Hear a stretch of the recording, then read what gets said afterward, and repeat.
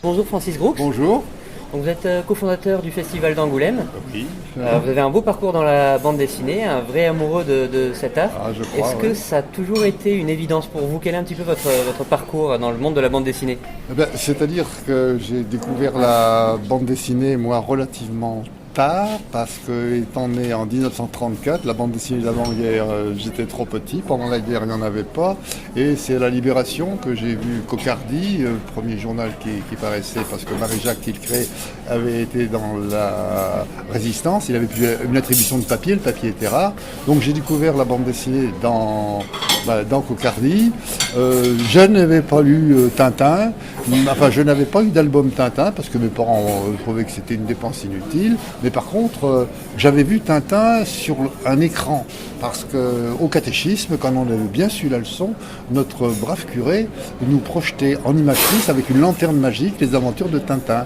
Alors, c'était bien, sauf que il s'arrêtait à un moment donné et il disait la prochaine fois, vous aurez la suite si vous savez bien votre leçon. Puis des fois, il y a des suspens qui ont duré plusieurs années.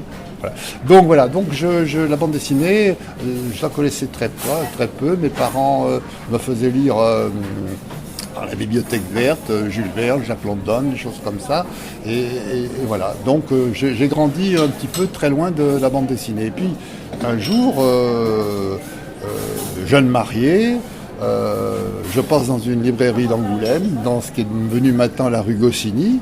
Et là, il y avait une librairie et un album en vitrine. C'était Les Cigares du Pharaon, une histoire de Hergé sur Tintin, qui avait complètement refait faire cet album par son studio, alors que l'album au départ était en noir et blanc. Et là, il l'a fait en couleur.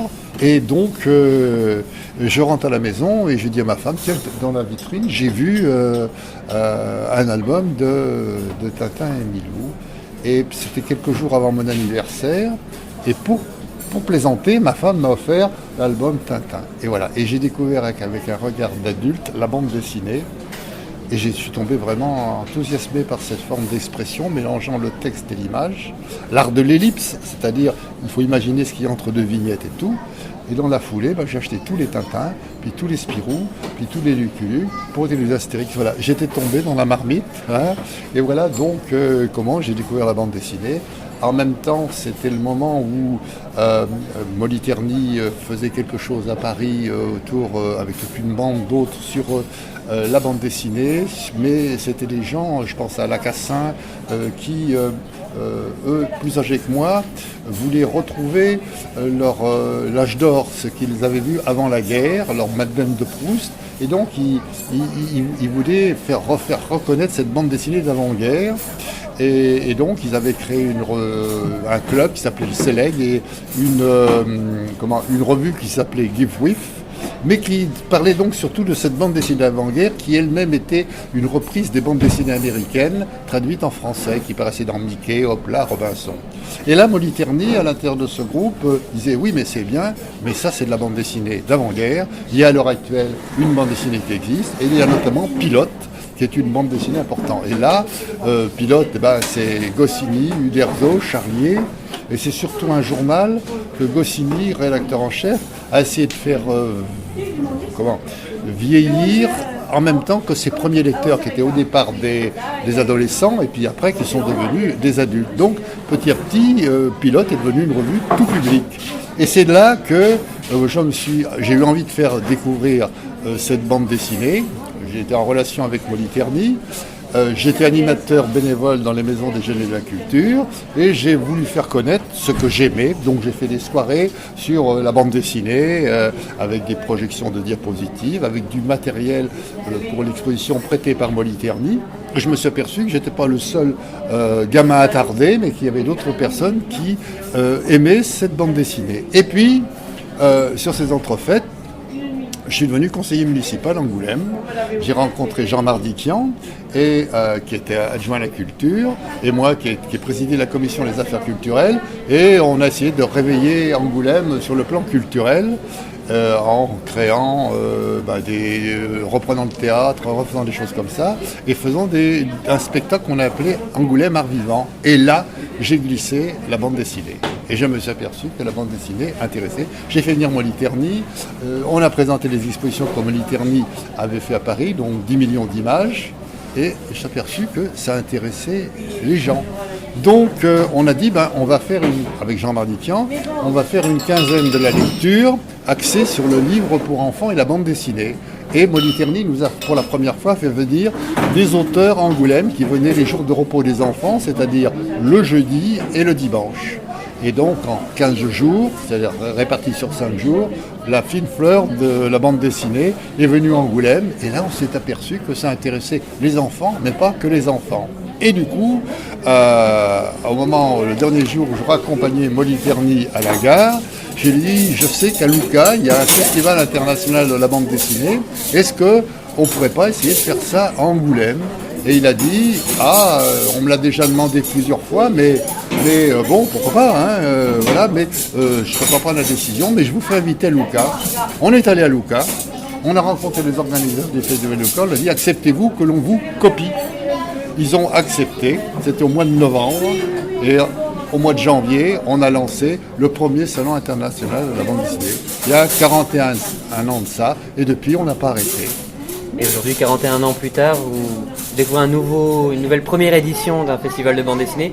La bande dessinée, ça plaît toujours, ça marchera toujours Écoutez, ça marche encore déjà et ça se développe. Nous, maintenant, à Angoulême, en janvier, on a eu 220 000 personnes. Donc, pour une petite manifestation qui a 41 ans, regroupait peu de monde, c'est effectivement un développement. Alors, là où nous sommes à l'heure actuelle, ça, pour moi, c'est vraiment symptomatique parce que je me retrouve 41 ans en arrière. C'est-à-dire dans une manifestation qui est en train de démarrer, mais dans un monde où la bande dessinée est reconnue. Là, et le monde que je viens de voir pendant ces 2 jours ici, pour moi, est très réconfortant. Alors ça, c'est bien. Je pense donc que ce festival qui démarre cette fois va continuer, mais parce que aussi les organisateurs ont fait ce qu'il fallait. C'est-à-dire que c'est pas fait à la petite semaine, c'est bien fait. La municipalité sait à su mettre le paquet. La salle est remarquable. Il y a des auteurs. C'est quand j'ai ouvert la porte hier matin et que j'ai vu la façon dont c'était présenté, j'ai senti que c'était en bonne voie. Et je pense que Alban Suarez, qui est le moteur de cette affaire-là, a su s'entourer de suffisamment de gens de qualité et a suffisamment fait ce qu'il fallait pour assurer le succès que l'on vient de voir et qui, je pense, continuera. C'est ce qu'on lui souhaite. Moi aussi, bien sûr. Petite question peut-être sur votre actualité. Est-ce que vous avez des projets vous dédicacez un livre, j'ai vu sur le... Alors ce bouquin qui est là, c'est un bouquin que j'ai fait il y a 1 an, qui raconte un petit peu ce que je viens de résumer là, mais pas que ça, un peu mes autres passions. J'adore la montagne, j'adore la marche, j'adore les voyages. Alors tout ça, c'est dans le bouquin. Donc ce bouquin-là, et l'année dernière, avec Jean Mardikian, qui était donc mon comparse pour créer cette affaire-là, nous avons dirigé toute une équipe pour raconter l'évolution de la ville d'Angoulême, c'est-à-dire les 41 ans qui font que Angoulême au départ c'était la ville de la bande dessinée et maintenant c'est la ville de l'image avec 7 écoles qui forment à tous les métiers de l'image, que ce soit l'image fixe ou l'image animée, c'est-à-dire la bande dessinée, le dessin animé, les films d'animation, la 2D, le 3D, les jeux vidéo, enfin voilà. Donc il y a tout ça, et puis il y a tout un tas de studios de réalisation, il y a des ateliers de bande dessinée. Angoulême est devenue une ville, il y a à peu près en moyenne 2000 personnes qui travaillent en permanence autour de l'image. Et le bouquin, on a bien mis, c'est au-delà de la bande dessinée. Parce qu'on est vraiment... Donc voilà, on a modifié complètement le contexte artistique, culturel, mais économique de la ville, puisque maintenant il y a des gens qui bossent. Et notre ville, qui était avant la guerre, qui avait une industrie papetière importante, on fabriquait du papier, on fabriquait du feutre. Ça, c'est un petit peu passé de mode, il y en a peu, il y a encore les moteurs, le roi. Dans une autre partie de la Charente, il y a le cognac, mais on avait besoin d'avoir un moteur. Et là, je pense que l'image est devenue l'avenir d'Angoulême. Alors, ce que je peux dire, donc notre bouquin, Au-delà de la bande, paru donc en janvier de l'année dernière, raconte un petit peu cette évolution. Là, je crois que je vais arrêter d'écrire, parce que là, celui-là, je l'ai fait. tout seul. L'autre, c'est toute une équipe avec Jean-Marc Détian. Nous avons réuni et fait travailler pour raconter ces 41 ans. Une dernière question, le thème fil rouge un petit peu de ce festival, c'est le terroir, bande dessinée et terroir. Est-ce que vous avez un produit du terroir de votre région à conseiller? Oui, alors d'autant plus qu'il a pesé lourd dans notre réussite. Dans cette quinzaine de la lecture dont j'ai parlé tout à l'heure, et où on a fait venir des auteurs pour la première fois, on avait donc envie qu'ils reviennent. Donc on leur a fait goûter la spécialité, mais deux spécialités de la Charente, c'est le pinot et le cognac. Donc ils sont effectivement l'un un apéritif et l'autre un digestif. Et ça a été très important parce qu'ils ont eu envie de revenir. Donc ça a marché. Ça a marché. Donc effectivement pour nous c'est quelque chose auquel on est très attaché. Alors bien sûr l'alcool au départ c'était un petit peu gênant parce qu'on avait surtout une clientèle d'enfants et donc il ne fallait pas trop jouer là-dessus. Enfin bon, c'est quand même une richesse importante de notre région. Donc voilà, moi je défends bien cette richesse charentaise que sont le pinot et le cognac. On s'en souviendra. En tout cas, merci beaucoup Francis Groux. C'est pour moi un grand plaisir d'avoir répondu à vos questions. Plaisir partagé. Et un grand plaisir d'avoir été ici pour ce premier festival dont le succès maintenant est évident. Merci beaucoup et très bonne fin de festival. Merci beaucoup.